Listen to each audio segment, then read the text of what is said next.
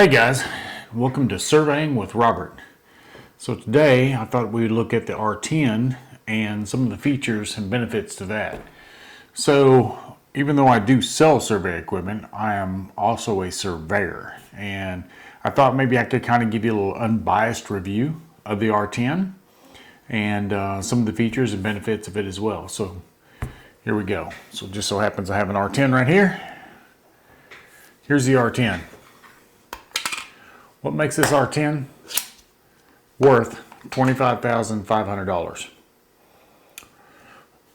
That's a lot of money for a GPS receiver today. So some of the things I can tell you that I know for a fact, if I could get a close-up view of this, you'd see the knocks and the scratches and the bangs that I've put on it. This thing is just bulletproof. It's an alloy case. It's not plastic. Anybody familiar with Trimble knows that Trimble builds very durable equipment.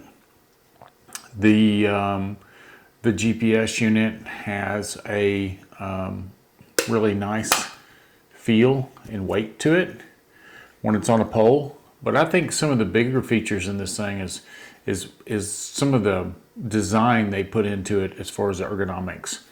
So the size and the weight of this thing, when you're carrying a GPS receiver around all day long, it can get heavy, especially if you throw a data collector and a pole with it, and you throw a bipod on there, and you're lifting weights all day long. So this receiver, some of the neat features, I think one of them is this battery. So you can tell when you push the button, it tells you how much power you've got in the battery. So you don't have to look at the data collector and try to figure it out. You pull this out of the case, you hit the button, you know if you've got a charged battery or not before you ever stick it in the receiver. I notice that when I stick it in the receiver, I have a tendency to hit the button and it pops up. It shows me how much charge I've got. So, and I don't know how familiar you guys are with some of the Trimble receivers, but you'll notice we've got some different batteries. So we have an S6 or an SX10 or an S5. Any of the S series will use this battery. You'll notice that this battery's got the same feature. At the top, you push the button and it lights up. So I think these two batteries, this battery's been phenomenal. These batteries, I've been selling survey equipment for 10, 11 years, probably maybe 11 plus years. And I've only had to replace a few of these batteries with customers. They've really stood up well. And they say they'll hold a 6-hour charge, the older ones will, and I believe it. You could go, 2 batteries that last you all day long, no problem. So I'm really, so far these have lived up to the same as these. We all know these little jewels, you can buy 10 of them and all 10 of them will whack differently. One will last 2 hours, 4 hours, 6 hours, all day long, 45 minutes. You just never know what you're going to get with these batteries. But Trimble had enough thought, and I love this part. This is the charger they're using these days. So this charger has got these little plastic things in it that you can take out. And you can order these, by the way, if you need them. There is actually a part number at a price. I think they're like a couple bucks. What is really nice about this charger is this charger works with all the batteries. So I can put any one of the batteries in here. Now I do like that part. Or I can pop in the R10 battery. So I can charge any one of the batteries for any of the R8 series, the R10, or the S series robots. So I really like that part. So here's the thing I really like. When I'm doing integrated surveying, this is an R8. Integrated surveying to me rocks. Just had a conversation with a friend of mine, surveyor I've known for 20, 30 years. He's using Trimble GPS. He just bought some R10s. He's had some R8s. And I've never been able to get him into integrated surveying. And I think the big reason is because of the weight. Because when you take this, and I'll show you, let me grab the prism over here.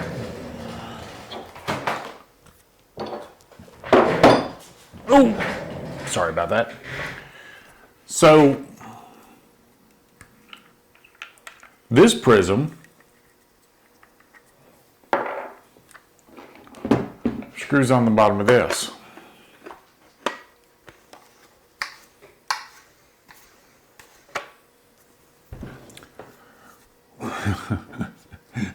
That's some weight. That's a dumbbell right there. You could work out in the motel at night with this thing.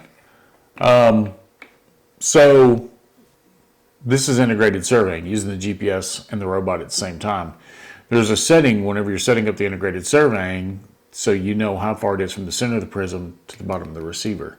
So that's just an automatic setting in there. So this is like super handy. But man, the weight is just killer. So if I want to take the GPS off, you see what I'm doing, right?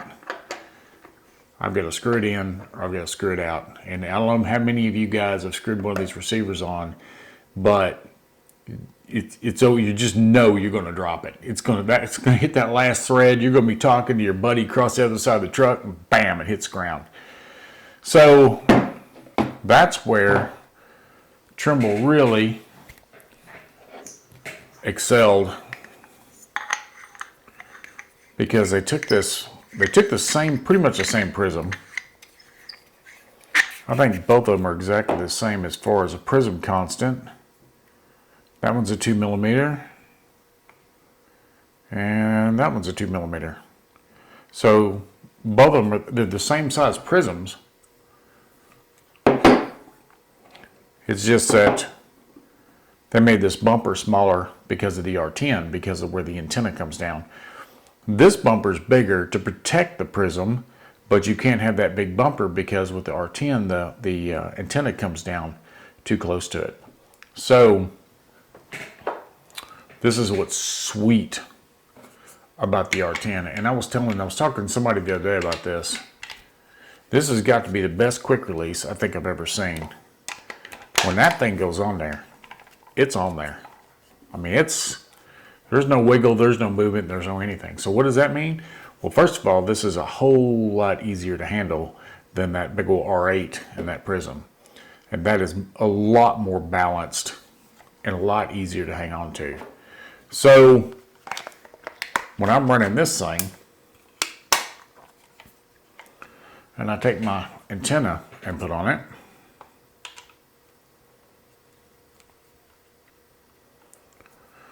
now I've got from the center of the prism to the bottom of this quick release is actually 900ths.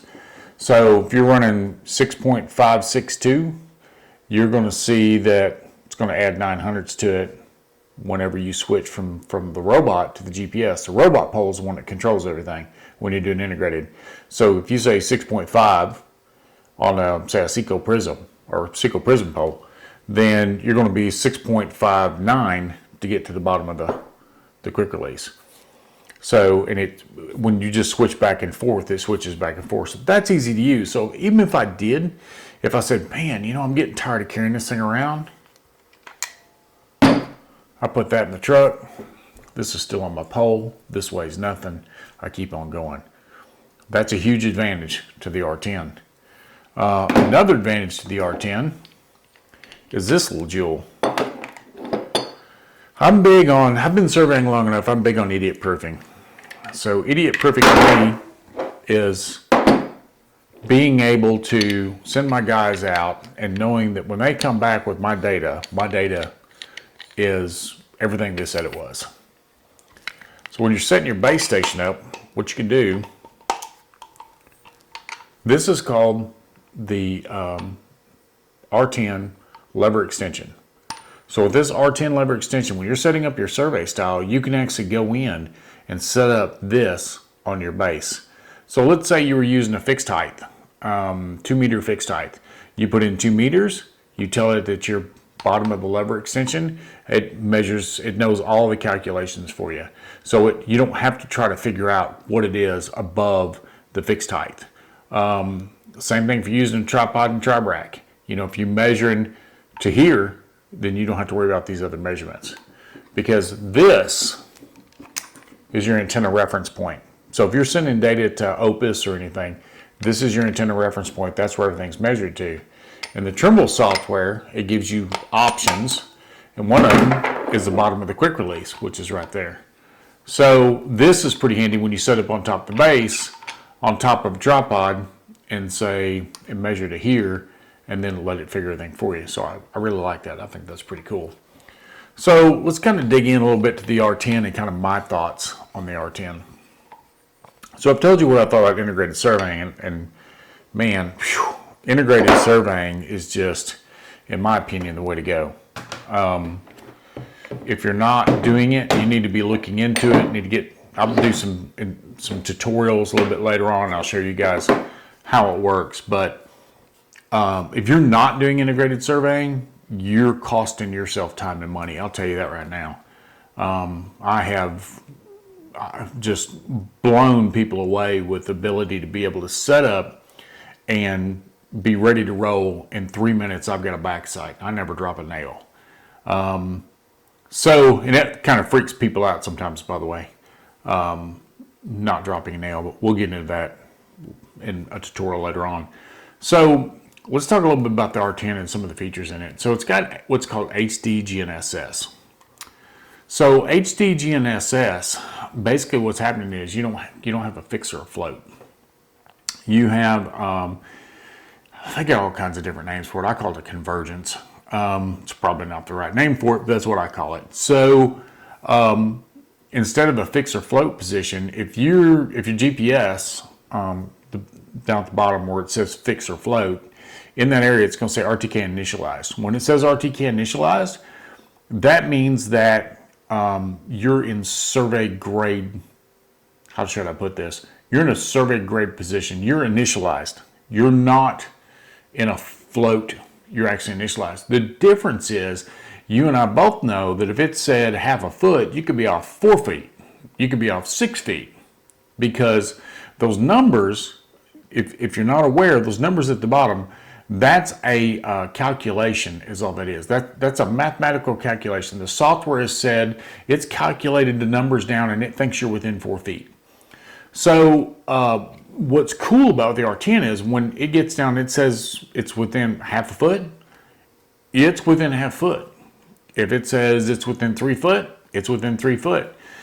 I've only checked this a few times setting up my my robot. So what I'll do is I'll take my robot, set up the integrated, and I've gone into the woods. We've taken a shot with robot, let's take it out with the GPS and vice versa. Pretty much, I'd say 9 out of 10 times, it's right pretty much on spot. What does that do for me as a surveyor? What that does is it lets me like stake out clearing limits, fence lines, anything where, you know, I've got an error budget of a couple of feet. You know, if I'm flagging a line for a client or something like that, I can use this to flag that line and feel pretty comfortable that I'm staying inside of a parameter down through there. So if I'm looking and I'm saying, well, it says I'm within a foot, well then I know I'm within a foot. You know, I mean, I could be a foot either side of it, right? So I'm within a foot of the position. So if I hang flagging up and somebody comes down there with a dozer that's got an 8 foot wide blade on it, well then I think we could clear the line out. So that's pretty cool. The Sharepoint technology, they call it. This is where I'm fixing to get myself in trouble. The Sharepoint is associated with the level bubble in here. So the level bubble, it's a cool feature. Trimble put a lot of thought into it. Some of you guys are going to like it. Some of you guys are going to hate it. The nice thing about it is you can turn it on and off. That's the best part about it. So with the Sharepoint, what it does is when say you're taking topo shots and you're out there, once you start taking topo shots, once this thing gets up and level, it'll automatically take the shot. Gosh darn it, I'm the one that likes to push that button, not the software. So I kind of have a little bit of an issue with that. So that is handy. Being able to tell when I'm level, looking at the screen rather than the bubble on the pole. Where that comes into play is when I'm standing out in the middle of a street and I'm trying to get a shot on a railroad spike or a cotton picker spindle or whatever it is you guys are looking at in the road. instead of looking at my bubble and trying to look at my data collector, and I'm going back and forth. Now I know you guys know what I'm talking about, and you got traffic whizzing by you. It's nice to be able to just look down at the data collector with the bubble and know that I'm level. So that part of it I do really like. The compensated point, you know, it's cool. I've seen some variable issues with it. There's one of my customers was having a problem with it. It kept saying magnetic disturbance. Turned out what it was one of the batteries that he was using was causing that problem. We got that switched out and solved that issue. But where I see this coming in handy, and I know I've heard guys talk about shooting property corners under cross fences and stuff, but I think like building corners probably to me is probably the coolest thing for this, being able to come up and shoot a building corner. So that's pretty handy. So getting into my favorite part, and I did a video on this that's on my YouTube page. One of my first videos, so you have to excuse the crudeness of it. But anyways, the exfil. So what the exfil does is when you lose radio, exfil kicks in, and it's from a geosynchronous satellite. So it's part of the correction. Also, it's some predictability stuff. There's some really cool things going on that Trimble does. But what you really need to know is, for 5 minutes, you're survey grade. You're going to see this little clock come on in your data collector right there where the radio's at. That little clock, when you lose radio, that clock is going to go from kind of grayed out to a black. It's going to be more pronounced. And the little wavy lines coming down for your radio, they're going to disappear. That means you're an exfil. The cool thing about what the R10 and the exfil is that you will never know that you're an exfil unless you look down. You're out there taking shots and you just be rocking along and happen to look down and go, wow, I'm an exfil. Because if you were using any other receiver, you wouldn't be working. So that is a really cool feature that I really like about the R10. The Trimble 360, they call it. Basically what that is, that's 440 channels. This thing, and let me tell you, as a sales guy, that's really kind of irking, maybe a little bit scary, because this thing, 440 channels, we're probably rocking 62, 72 channels right now. This thing is ready for anything that they're going to put up in the air for my lifetime, for sure. So I look at this as a 10-year receiver. I mean, the way it's built and how solid it is and all the designs, and I know with Trimble they can do firmware updates to enhance some stuff in this thing. They're going to have to come up with something pretty freaking cool to beat this. And I know everybody always asks me, well, when's the R11 coming out? Well, I've never heard of an R11, but who knows? Could happen tomorrow. They don't tell me. Usually I find out from you guys. So a couple of features on this thing. It's got some ports down here in the bottom. So it's got little LEMO ports. One of them's for serial. There's a adapter that comes with this thing that you can actually plug in. It's a USB jump drive, so you can download the data and stuff. I'm not really crazy about that. As far as downloading the data through the jump drive, I usually just bring it into my data collector through Bluetooth because my data collector is where all my data is going anyways. So that's usually where I like to bring it in. So probably a couple of the other things that I can think of that really make this sweet. I showed you the battery. You'll notice right here above the battery, there's a little spot right there for a SIM card. This thing has a web UI built into it. So what the web UI is basically a web browser. So if you'll notice, you can see the little Wi-Fi flashing right here. So it is, if you look on, say, your iPhone or, a laptop, an Android tablet, anything that's got a browser in it, you can actually go in and put 192.168.142.1. Once you're hooked up to this Wi-Fi, and it'll say Trimble GNSS and whatever the serial number is. Once you're hooked up to it, you put in that IP address, 192.160, 190. Okay, you got me all screwed up now. Anyways, whatever I said just a second ago. So put that in there, and it's going to pop up, and it's going to ask you for username and password, and it is admin lowercase, password lowercase, and that gets you into it. Now you can get into it. There's all kinds of things you can do. I can set this thing up as a mobile reference station by keying in a latitude and longitude. I can start it from my phone if I wanted to, key in latitude and longitude, ellipsoid height, go down to the radio, and I can actually kick everything on if I want to and make this thing start without even using data collector. I can start the static by using my phone. I can, man, there's just a ton of things. My favorite thing though is once you pop a SIM card in here, I use this little piece of software Trimble has. It's called Trimble Streaming Manager. What that little piece of software does is it replaces my static IP that we used to have to get on our receivers. So if you wanted to go base to rover, you need a static IP on a SIM card so that you knew what the IP address was so that your rover could dial into your base and you could get corrections. With this little piece of software, the static IP is on your computer at the office. So this is sending data to your server. The rover is collecting the data from the server. So you're actually able to go base to rover via cell phone.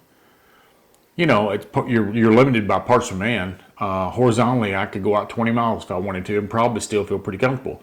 All that's based on parts per man error. All that's based on weather conditions, your ionosphere, your troposphere, all that stuff. How your signal is coming through the atmosphere and how it's distorted will depend on how far you can get away from your base station. But something that you can't do anymore with the radios and the narrow banding that we've gone through, you can't get 6 miles anymore. And with the radios we've got now, we don't have the high baud rate we used to have.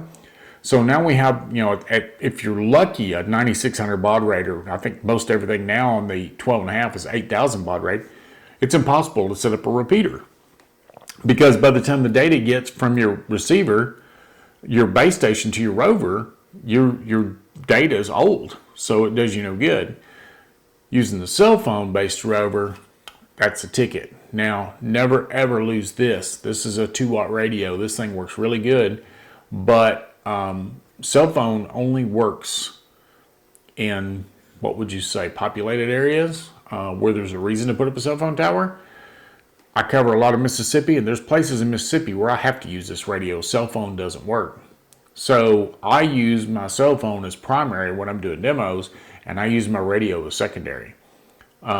Huge advantage. That's the nice thing about having a place to put the SIM card in here. So I don't need a static IP, just a regular SIM card like you'd use to set up in your TSC3, and you're going to connect to a VRS, same data plan, same everything. So you don't have to do anything crazy, because if you start doing something crazy with the cell phone people, it can be painful. So that's some things I really like about this. The lights on the front, just in case you didn't know, this light says that I'm picking up radio from somewhere, or I'm broadcasting, depending on whatever I use this. It's probably broadcasting. I probably used it last time that way. Telling me how many satellites I've got, but the most important thing is apparently I was doing static last time because it's recording static data right now, which is, I probably should have ended the survey, is what I probably should have done. But anyways, that little arrow right there means it is downloading static data. So this thing's got like 4 gig of memory in it. I mean, something insane. I beat on my guys all the time. If you're trying to do static, you have to look up at the receiver and make sure that that little light's on, because the light's on, you're not recording static. And I'm sure you guys probably already know, same thing with the R8. If that power light is not beating like a heartbeat, then you're not recording static data. So, I'm sorry, it's not on this one. On the older receivers, it's a power light. On this one, it's this next arrow right here. The first one, actually, it's got a down arrow just like that one. If that one's not flashing like a heartbeat, then you're not working. SIM card these things use. Typical, this is the bigger SIM card. They have the little ones. Data plans 2 gig of data is like more than what you'll ever use on these things. They use very little data. So that's some of my favorite things about the R10. Is it worth $25,500? Well, I'll tell you a little secret. This is R8S, which means it's scalable. By the time you make this the same thing as that, you're still spending $23,000, and you don't have the exfil, you don't have the Sharepoint, the level vial, and all that stuff doesn't come with it. So you're actually, when you jump up to an R10, those are the things you're paying for. Now there is such thing as an R10 Lite, which basically puts these both on the same playing field. The nice thing about the S is it stands for scalable. So I can get this as a base only, rover only, static receiver only, whatever I wanted. So anyways, guys, that's kind of my review of the receivers and the prisms and kind of some of the things that I like. Keep an eye out. I'm going to be posting some more videos that will hopefully help you guys out. I thought this might be a good way for me to take my 30 plus years of experience and knowledge and help you guys. I'm on Facebook, I see questions, I see things all the time where you guys are curious about different things and don't understand different things. And I was kind of like, I try to kind of give you some comments, but some of you guys are a little reluctant to change, should we say? Is that all of us surveyors, or is it just the ones that I talk to? But anyways, cool stuff. We're going to get into some Trimble Business Center in some videos. I'm going to show you guys the SX10. We're going to look at it. I've been posting pictures as I travel around with the SX10, so kind of check some of that stuff out. If you guys would help me out and subscribe to this channel, maybe get the notification whenever I post another video, it should pop up.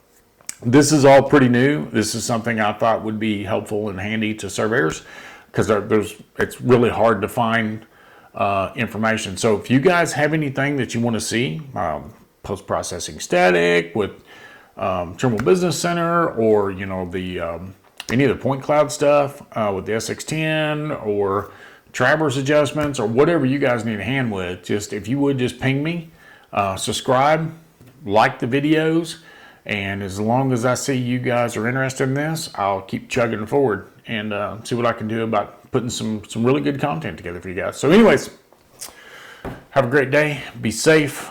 Don't get snake bit. Don't cut yourself with a Kaiser blade or a machete. And have a good one. And I'll see you guys in the next video. Thanks, man.